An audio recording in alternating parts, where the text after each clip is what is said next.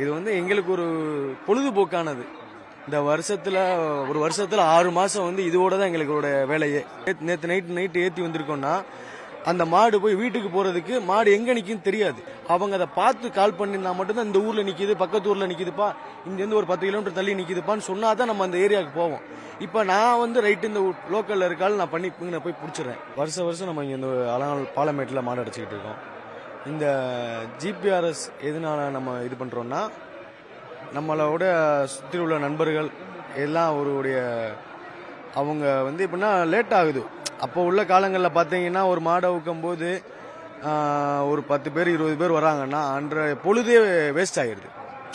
அவங்க வந்து மாடு கொண்டு வந்து போய் வர்றதுக்கு ஒரு நாள் டைம் ஆயிடுது. அவங்க வீட்டில் போனவங்க வந்தாங்களா, என்ன பண்ணுறாங்க, என்ன இது பண்ணுறாங்கன்னு தெரியல அவங்களுக்கு. இப்போ இந்த ஜிபிஆர்எஸ் வந்து எதனால நமக்கு கிடைச்சதுன்னா வரப்பிரசாதம் மாதிரி தான். இப்போ நான் அவுத்துட்டு வச்சுக்கோங்க, அதிகபட்சம் ஒரு 12-1 மணிக்கு நான் வீட்டுக்கு போயிடுவோம். என் கூட வந்த பசங்களும் அவங்க வீட்டுக்கு வந்துடுறாங்க. அப்போ வந்து எந்த ஒரு இதுவும் கிடையாது. அவங்க வீட்லேயும் அவங்க போனவங்க வந்தவங்க எல்லாம் சேஃப்டியில் இருக்காங்க. ப்ளஸ் நமக்கு இந்த ஜிபிஆர்எஸ் வந்தது அதுக்கு தான் நமக்கு ஒரு பெனிஃபிட்.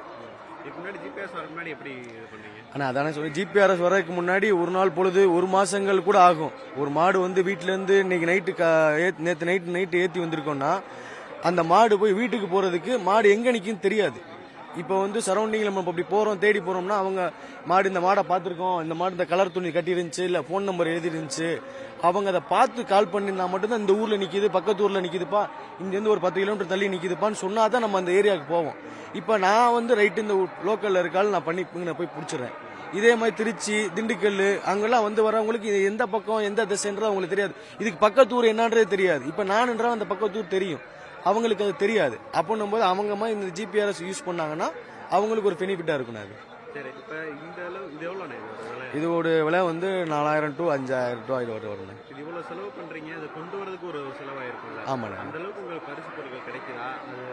அதை மீறி இவ்வளவு தூரம் நீங்க செலவு பண்ணி வர்றதுக்கான அவசியம் என்ன?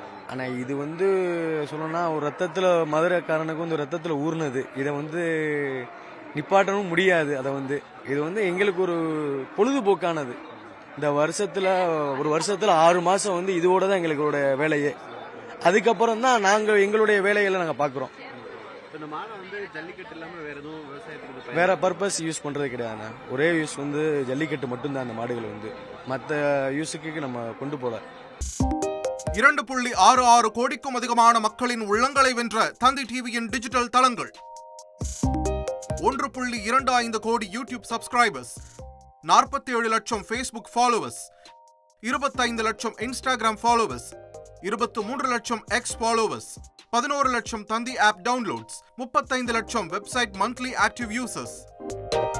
அசுரபலம் கொண்ட எங்கள் டிஜிட்டல் கரங்களில் உங்கள் விளம்பரங்களை சேர்க்க வாட்ஸ்அப் பண்ணுங்க 8939888838. Email advt@dttv.in.